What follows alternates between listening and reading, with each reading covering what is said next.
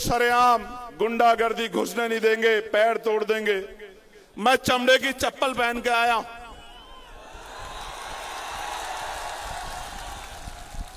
और भीम आर्मी का, आजाद समाज पार्टी का झंडा और डंडा दोनों इतने मजबूत हैं। और मैं बता देना चाहता हूं कि हम चमड़ा उतारना भी जानते हैं,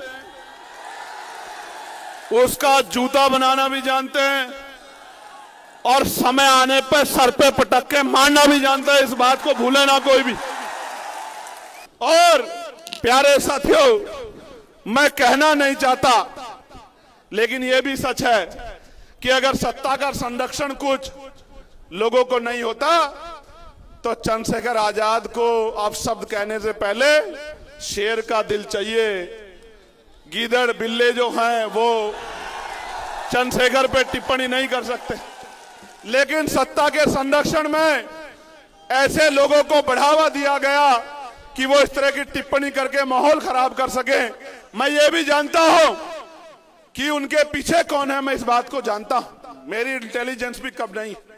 मैं जानता हूं कि उनके पीछे कौन है और मैं उन तमाम साथियों को कहना चाहता हूं, मैं पहले तो उस भाई का धन्यवाद दूंगा। इसलिए धन्यवाद दूंगा क्योंकि उसने, उसकी बार बार के हमले ने, जो उसने लाइव आके किया, मेरे सोए हुए लोगों को जगाने का काम किया और बहुजन समाज के लोगों में भाईचारा पैदा करने का काम किया। मैं इसके लिए उस भाई का धन्यवाद देता हूं और उसको मैं ये बताना चाहता हूं, उसको भी, उसके आका को भी, कि याद रखना मेरा नाम एडवोकेट चंद्रशेखर आजाद है। मैं किसी का कर्ज उधार नहीं छोड़ता हूं। राजकाज बनने दो, सूद समेत अगर कर्ज नहीं उतारा तो मेरा नाम चंद्रशेखर आजाद नहीं, याद रखना। प्यारे साथियों, मैं इसलिए नहीं कहना चाहता उन लोगों पे कुछ भी क्योंकि वो एक सोची समझी साजिश से काम कर रहे हैं। उनको पता आजाद समाज पार्टी ताकत बना रही है और वो ये भी जानते हैं कि चंद्रशेखर आजाद और तमाम साथी आजाद समाज पार्टी के मरने मिटने को तैयार हैं, लेकिन बहुजन समाज के अधिकारों को छीनने नहीं देंगे। इसलिए वो जानबूझ के हमारे जो नौजवान शक्ति है उसको पथ भ्रष्ट करना चाहते हैं, उनका ध्यान इधर उधर करना चाहते हैं। मैं आपको कहना चाहता हूं, ऐसे किसी व्यक्ति पे मत ध्यान दो, अपने काम पे ध्यान दो। अगर आप मेरी बात पे पहरा देके अगले 6-7 महीने उस पे काम करते रहे, मैं गारंटी से कह सकता हूं कि पूरे उत्तर प्रदेश में किसी गरीब की तरफ आंख उठाने वाला कोई गुंडा बचेगा नहीं। मेरी बात को आप याद रखना। प्यारे साथियों, उत्तर प्रदेश के क्या हाल है? उत्तर प्रदेश में ऐलानिया कत्ल हो रहे हैं, ऐलानिया कत्ल।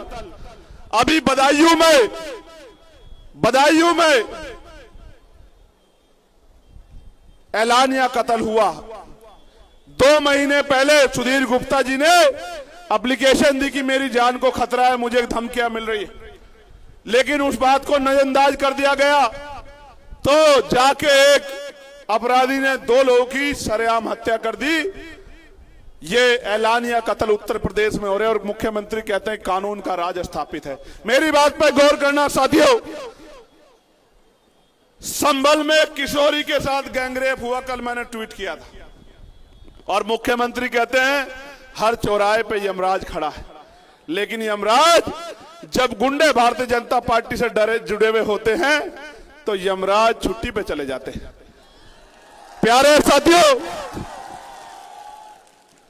कब साड़ के मां को मार दिया गया, बेटी को उठा ले जाया गया और बेटी का चीरहरण मीडिया के माध्यम से हुआ और उस परिवार से जो वादे किए थे वो पूरे नहीं किए। मैं जाऊंगा परिवार से मिलने, वहीं आंदोलन करूंगा, जब तक उस परिवार की मांगे पूरी नहीं होगी मैं नहीं बैठूंगा चैन से। और रामपुर के बिलासपुर में भी एक पुलिस की जवान के द्वारा गोली मार के हत्या कर दी गई थी, उनके साथ भी सरकार ने वादे किए थे। हाथरस के परिवार के साथ भी सरकार ने वादे किए थे, एक भी वादा पूरा नहीं किया। मैं विपक्ष के साथियों को भी कहना चाहता हूं कि जिस तरह खामनेई साहब ने बहादुरी दिखाते हुए शहादत कबूल की, आप भी डरो मत, मेरे साथ खड़े हो जाओ। इस भारतीय जनता पार्टी को 2027 में उखाड़ के फेंक देंगे हम लोग उत्तर प्रदेश से। आप डरो मत, विपक्ष के साथियों डरो मत, मुकाबला करो। शहादत जिनके हिस्से में शहादत आएगी, समाज उनको याद भूलेगा नहीं।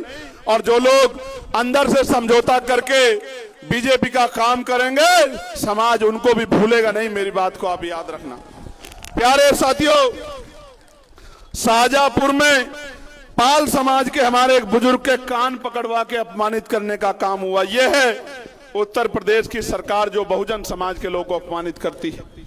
इसलिए बहुत सारी घटनाएं जो मेरी जानकारी में है, भदोही में मामूली से हैंडपंप के विवाद में जयसलाल सरोज जो चौकीदार थे, पेट्रोल डालकर जलाकर मार दिया। यह है कानून व्यवस्था।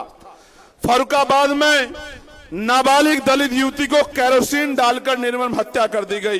कानपुर में दलित बस्ती को जला दिया गया और महिलाओं के साथ मारपीट की गई, अभद्रता की गई। जौनपुर में 8 मार्च को थाना जाफराबाद में यश गौतम की 16 साल के बच्चे की हत्या की गई। जौनपुर के थाना खुटन में राजीव गौतम की हत्या की गई। थाना लाइन बाजार में बस चालक ललई यादव की हत्या कर दी गई। थाना जाफराबाद में प्रेमचंद यादव की जो जन सेवा केंद्र चालक थे, उनकी निर्मम हत्या कर दी गई। प्यारे साथियों, लखनऊ में सूरज गौतम नाम के छोटे से एक युवक की, जिसने सिर्फ होली की बधाई दी थी, उसकी हत्या कर दी गई। मोहम्मद उन्ने नाम के नाबालिग छात्र की सर पे गोली मार के लखनऊ प्रदेश की राजधानी में हत्या कर दी गई। बालागंज में निषाद समाज की युवती की निर्मम हत्या दुष्कर्म का विरोध करने पे कर दी गई। बाराबंकी में मोहम्मदपुर थाना क्षेत्र से 100 मीटर की दूरी पे निषाद समाज की बच्ची की पेट्रोल डालकर जिंदा जलाकर हत्या का मामला सामने आया। और प्रयागराज में दलित छात्रों के साथ भेदभाव का इतना बड़ा मामला सामने आया। ये सारी बातें इस बात की गवाही देती हैं कि उत्तर प्रदेश में और छोड़िए, जिस तरह का घटनाक्रम आपने यहां देखा कि रोज सरेआम गुंडागर्दी घुसने नहीं देंगे, पैर तोड़ देंगे। मैं चमड़े की चप्पल पहन के आया,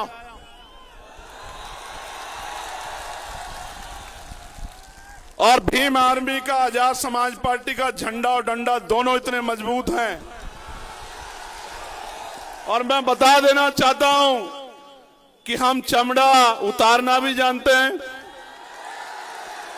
उसका जूता बनाना भी जानते हैं, और समय आने पर सर पे पटक के मारना भी जानते हैं। इस बात को भूले ना कोई भी। प्यारे साथियों, हमें ऐसे गैर जिम्मेदार लोगों की बातों में आके, जिस तरह की गैर जिम्मेदारी यहाँ के कुछ अति ऊर्जावान और गैर जिम्मेदार नौजवानों ने दिखाई किसी के इशारे पे, उनकी बातों में आके हिंसा के और असंवैधानिक रास्ते पे नहीं जाना। मुझसे वादा करो ऐसे हाथ आगे करके कि ऐसे गुंडों के चक्कर में नहीं पड़ोगे, और अनुशासन में रह के संवैधानिक दृष्टिकोण से महापुरुषों के रास्ते पे चलने का काम करोगे। पक्का?